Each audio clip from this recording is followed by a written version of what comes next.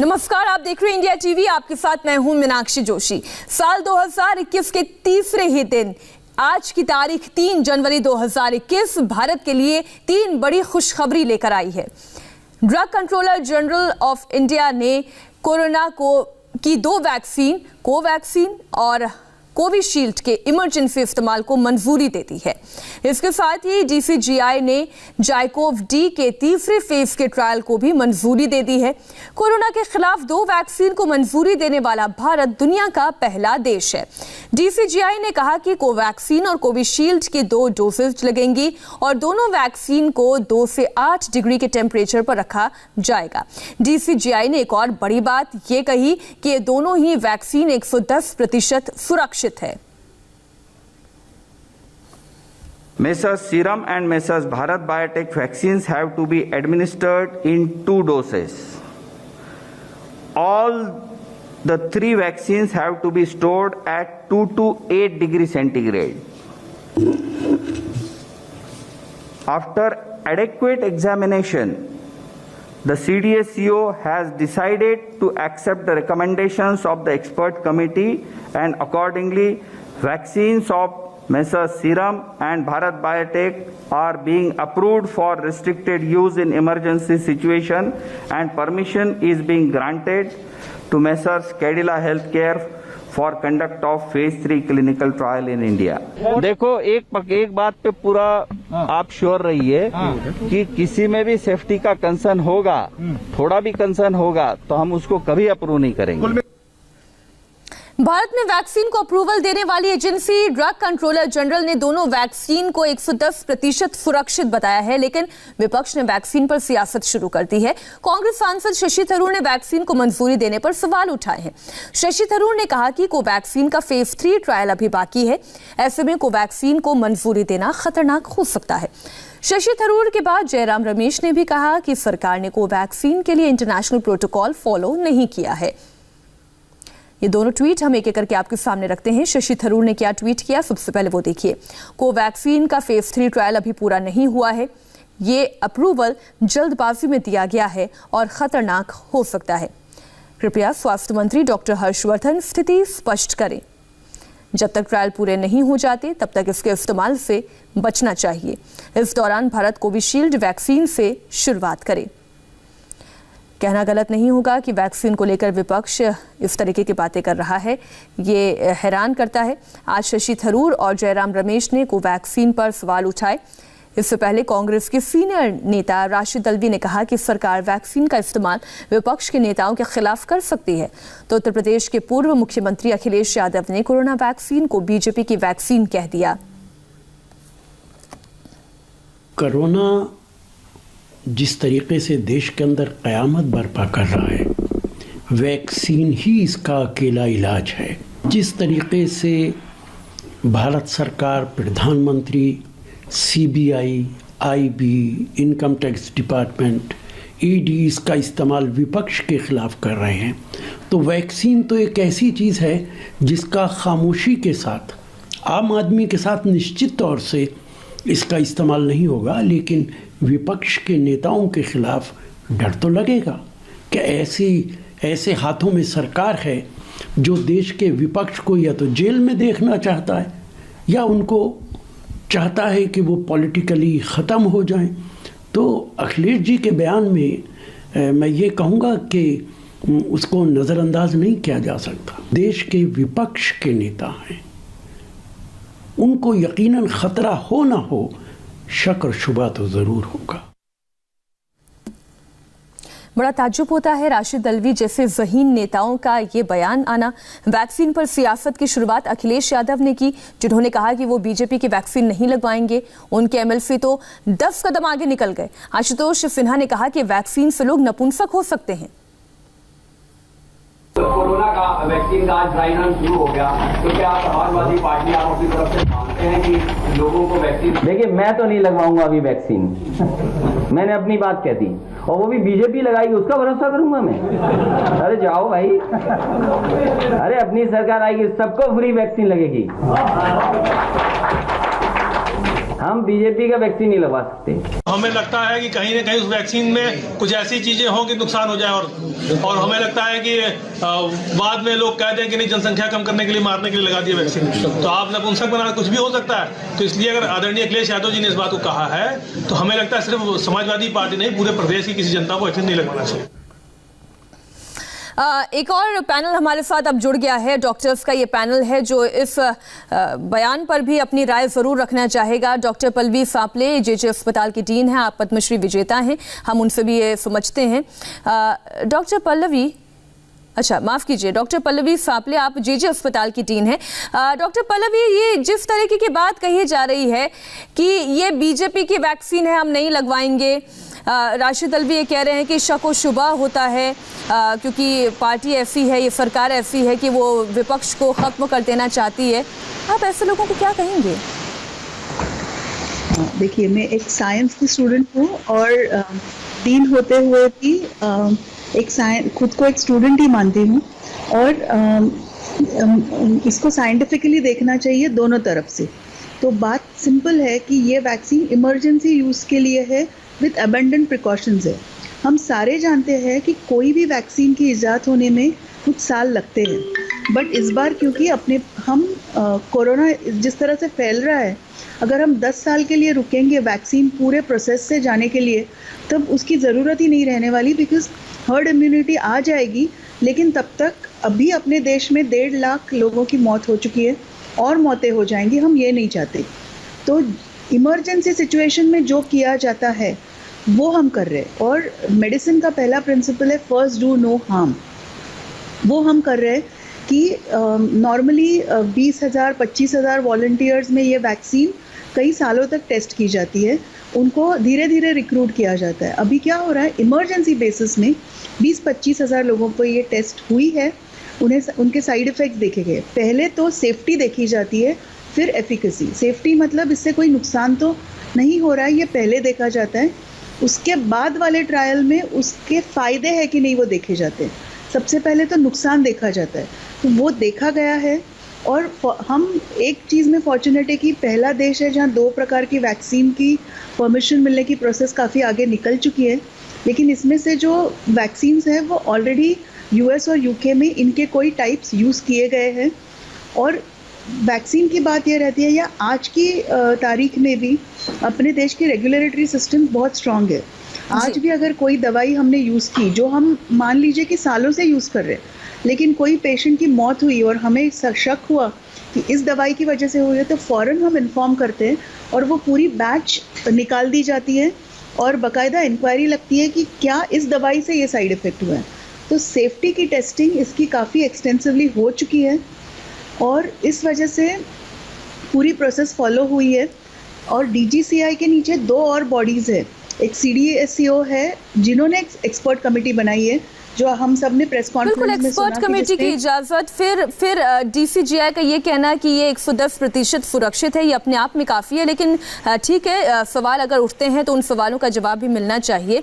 हमारे साथ 2 और मेहमान जुड़ गए हैं। डॉक्टर R गंगेलकर साहब हमारे साथ जुड़ गए हैं, आप पूर्व DG हैं ICMR के। सर, अगर मैं नाम में कुछ गलत तरीके से बोल दूँ तो माफ़ करिएगा, आप इसे करेक्ट कर दीजिएगा। हमारे साथ डॉक्टर दीपक नामजोशी जी भी जुड़ रहे हैं, आप क्रिटिकेयर हॉस्पिटल के CMD हैं। बहुत बहुत स्वागत है आप दोनों मेहमानों का भी। डॉक्टर रमन, ये जो कहा जा रहा है कि क्या वाकई में ये सुरक्षित है? जैसे शशि थरूर ये कह रहे हैं कि कोविशील्ड के साथ भारत आगे बढ़ सकता है, कोवैक्सीन के लिए अभी 3rd फेज का ट्रायल चल रहा है। It is too early to start, हमें इस वैक्सीन के लिए इतनी जल्दी इजाज़त नहीं दी जानी चाहिए थी। आप सबसे पहले ये भ्रम की स्थिति दूर करें कि तीसरा फेज का ट्रायल खत्म हो चुका है या फिर तीसरा फेज का ट्रायल लगातार चलता रहेगा और ये केवल इमरजेंसी इस्तेमाल के लिए इजाज़त दी गई है। हमको जो DCGI बताया वो सच्चा बताया है, ये समझना चाहिए। DCGI ने बोला फेज़ 1 फेज़ 2 का डेटा देखा, उसमें ये वैक्सीन असरकारक है, इम्यूनोजेनिसिटी है, इसका पता चला। फेज़ 2 के इस ट्रायल का जो डेटा है वो भी पब्लिक डोमेन में आ चुका है।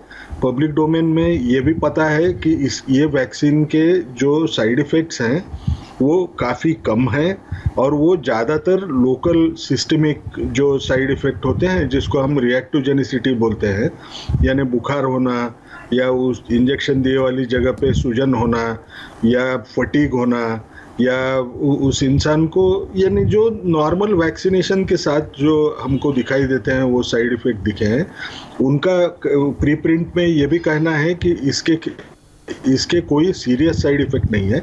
क्या ये पुराने नॉलेज के हिसाब से सही है?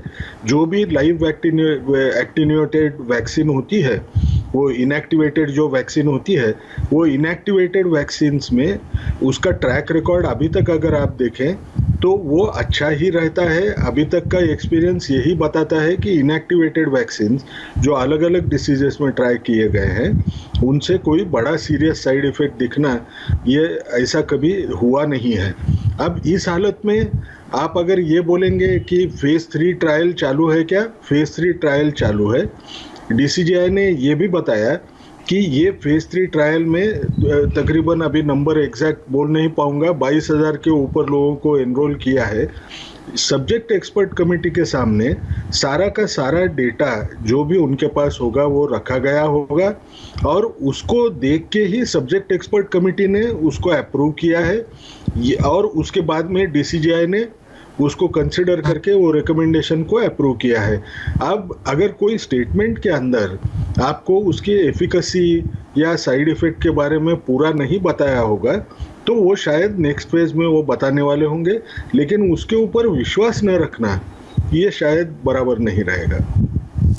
दीपक नाम जोशी जी, ये जो शंका है, हालांकि डॉक्टर रमन और डॉक्टर पल्लवी दोनों ये क्लियर कर रहे हैं, हम आपसे भी समझना चाहेंगे कि ये जो तीनों चरण होते हैं, जो ये ट्रायल होते हैं, उसमें ख़ास तौर पर तीसरा ट्रायल, क्या ये साइमल्टेनियस तब भी चलता रहता है जब वैक्सीनेशन इन प्रोसेस होता है? और वैक्सीनेशन की ये जो रिसर्च है पूरी, क्या ये साइमल्टेनियस साथ साथ चलती रहती है? ये अभी की जो परिस्थिति है वो अभूतपूर्व परिस्थिति है। इसका पहले कोई साइंस में उदाहरण नहीं है कि जो इतने स्पीड से वैक्सीन क्रिएट की गई है और एक्चुअल यूज़ के लिए इमरजेंसी बेसिस पे उसको लाइसेंस किया जा रहा है। तो पहले के साथ कंपेयर करना शायद लॉजिकल बात नहीं रहेगी। सफिशिएंट डेटा क्रिएट किया जा रहा है जिससे जो वैक्सीन की सेफ्टी है, प्रोफाइल, वो डेफिनेटली एस्टैब्लिश हो रही है, उसकी एफिकेसी है वो to a large extent establish हो रही है।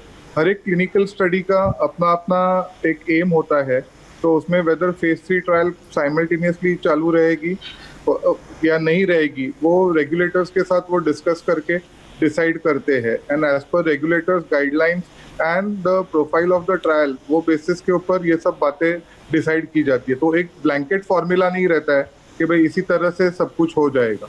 तो अभी जो स्थिति है उसमें कुछ ना कुछ हम लोगों को डिविएशंस लेके काम करना पड़ रहा है एंड एक्सपर्ट कमेटी वो प्रॉपरली देख रही है कि जो डिविएशंस ले रहे हैं उससे हमारे सिटीजन्स को कोई हार्म नहीं होगा। अच्छा डॉक्टर पल्लवी, इसका मतलब ये है कि ये कोवैक्सीन और कोविशील्ड ये नए स्ट्रेन पर भी कितनी कारगर है, ये भी अभी भी एक रिसर्च का विषय है, अभी इस पर भी रिसर्च होगी। यानी इस वैक्सीन को अगर और ज़्यादा मॉडिफाई या और ज़्यादा डेवलप करने की ज़रूरत है तो वो भी साथ साथ काम होगा। बिल्कुल वो काम होगा और इसका बेस्ट एग्जाम्पल है जो इन्फ्लुएंजा वायरस है जो USA के नेशनल प्रोग्राम में है। वो हर साल इन्फ्लुएंजा वायरस वही रहता है लेकिन हर साल थोड़ा बदलता है, इसीलिए उनके नेशनल प्रोग्राम में ये वैक्सीन हर साल लेनी पड़ती है बिकॉज वायरस भी बदलता रहता है। और ये जो मैन्युफैक्चरर्स है और रिसर्चर्स है, जेनेटिस्ट है, वो सब अभी तक तो जो उनकी जानकारी है वो हमसे शेयर कर रहे हैं। वो यही कह रहे हैं कि ये जो वैक्सीन्स है जो UK में जो मॉडिफिकेशन, ये UK की मॉडिफिकेशन सिर्फ एक ही मॉडिफिकेशन नहीं है, इस कोरोना वायरस में 400 से 4000 तक चेंजेस हुए हैं, बट वो काफ़ी माइनर हुए हैं। ये चेंज ऐसा हुआ है कि बहुत ज़्यादा लोगों में देखा गया है। तो उनका ये कहना है कि ये जो वैक्सीन है ये मॉडिफाइड जो कोरोना में थोड़े से चेंज हुए हैं, नई स्ट्रेन जो आई है उसमें भी काम करने वाले हैं। और वो एक कंपनी ये भी कह रही है कि अगर उनको चेंज करना पड़े तो उनके पास वो वेयरविदॉल है कि वो 6 हफ्ते में वो वैक्सीन को मॉडिफाई कर सकते हैं। और ऐसा होता है, पोलियो की अपने पास एक बार 3 प्रकार की वैक्सीन थी, दूसरा प्रकार का पोलियो जाने के बाद अभी सिर्फ 2 प्रकार की वैक्सीन यूज हो रही है। तो ये तो बदलता ही रहता है और साइंस को नकारना गलत है। एक सिंपल बात आपसे शेयर करना चाहूँगी कि 1918 में जो पैंडेमिक हुआ था तब लोग सिर्फ फ्लू से नहीं गुजरे थे, तब अपने पास एंटीबायोटिक्स नहीं थे, इंसुलिन नहीं था, तो डायबिटीज बाकी इन्फेक्शन होने की वजह से भी लोगों की मौत हुई थी, जबकि स्पैनिश फ्लू से वो शायद ठीक भी हो जाते। अभी हमारे पास वो सारी चीज़ें हैं।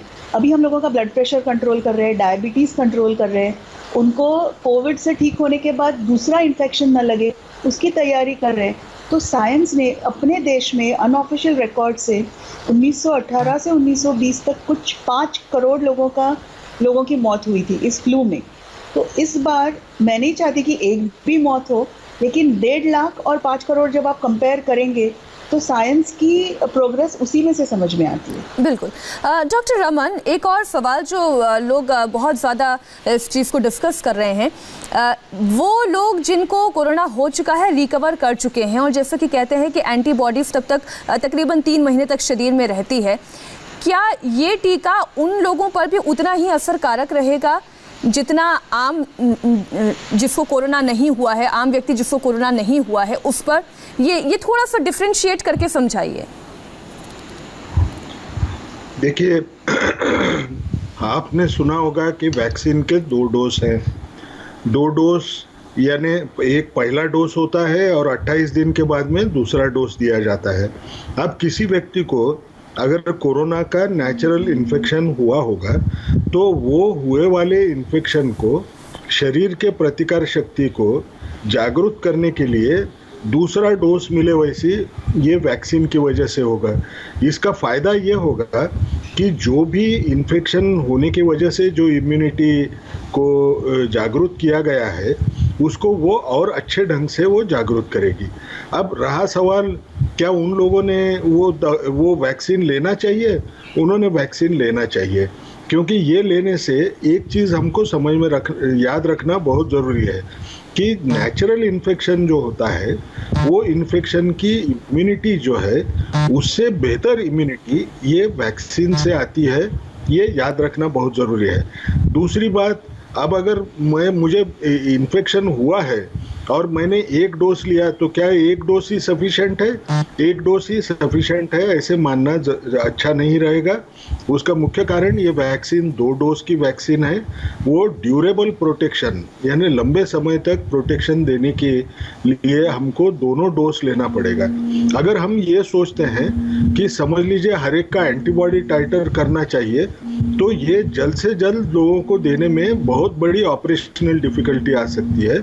तो इसलिए हमको ये सोचना पड़ेगा मुझे कोविड हुआ होगा या नहीं हुआ होगा, मुझे दोनों डोज लेना मेरे लिए अच्छा रहेगा।